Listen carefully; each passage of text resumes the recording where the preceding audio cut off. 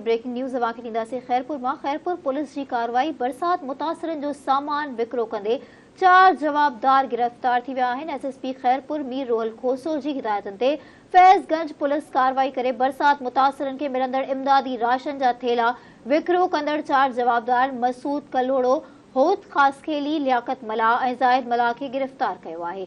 SSP Mir रोहल खोसे जो चवणु आहे त गिरफ्तार जवाबदारनि खे कब्ज़े मां 110 राशन जा थेला, जंहिंमें चांवर, खंड, साबुण वग़ैरह, 111 अटे जा थेला, 185 खाधो पचाइण वारियूं थेलियूं हथ कयूं वयूं आहिनि। जवाबदारनि जे कब्ज़े मां हिकु LI कार, GLI कार, हिकु GLI ऐं वैन हथ कई वई आहे। एसएसपी रोहल खोसो गिरफ्तार जवाबदारनि खिलाफ़ केस पिणु दाख़िल कयो आहे। इन वाल सां वधीक अपडेट मालूम कंदासीं। असां सां गॾु टेलीफोन लाइन ते मौजूदु आहे धरती टीवी जो रिपोर्टर शबीर फलियो।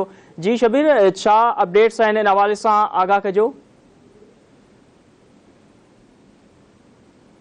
शबीर, मां असांखे ॿुधी सघो था कि इमदादी सामान आहे ऐं जेको उहो मार्केट में सस्ते अघ ते जेको आहे विकिरो कयो पियो वञे ऐं उन जो जेको ग्रुप आहे उन जा 4 जवाबदारनि खे जेको आहे गिरफ़्तार करे वरितो आहे ऐं कब्ज़े मां वॾे तादाद में राशन बैग सां भरियल गाॾियूं बि जेके हथ कयूं आहिनि ऐं उन्हनि जे ख़िलाफ़ जेको आहे केस बि दाख़िल कयो वियो आहे। तव्हांखे ॿुधायां त ॻुझे इतला मिलण बाद जेको आहे फैज़गंज पुलिस कार्रवाई करे बरसात मुतासिरनि खे मिलंदड़ इमदादी राशन जा थेला विकिरो कंदड़ 4 जवाबदारनि मसूद कलोड़ो, होत खासखेली, लियाकत मलाह ऐं ज़ाहिद मलाह खे जेको आहे गिरफ़्तार करे वरितो आहे ऐं गिरफ़्तारियुनि मां जेको आहे 110 राशन जा थेला, चांवर, खंड वग़ैरह जेके उहे हथ कयूं वयूं आहिनि ऐं उन्हनि में जेको आहे उन्हनि जे ख़िलाफ़ जेको आहे केस बि दाख़िल कयो आहे।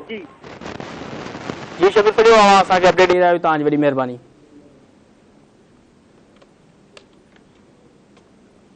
जी नाज़रीन, अहम ब्रेकिंग न्यूज़ तव्हां सां शेयर करे रहिया आहियूं खैरपुर मां। खैरपुर में जिते पुलिस की कार्रवाई बरसात मुतासिर जो सामान विकिरो कंदे 4 जवाबदार गिरफ़्तार थी चुका आहिनि। गिरफ़्तार जवाबदार में मसूद कलोड़ो, होत खान खासखेली, लियाकत मलाह ऐं ज़ाहिद मलाह शामिल आहिनि।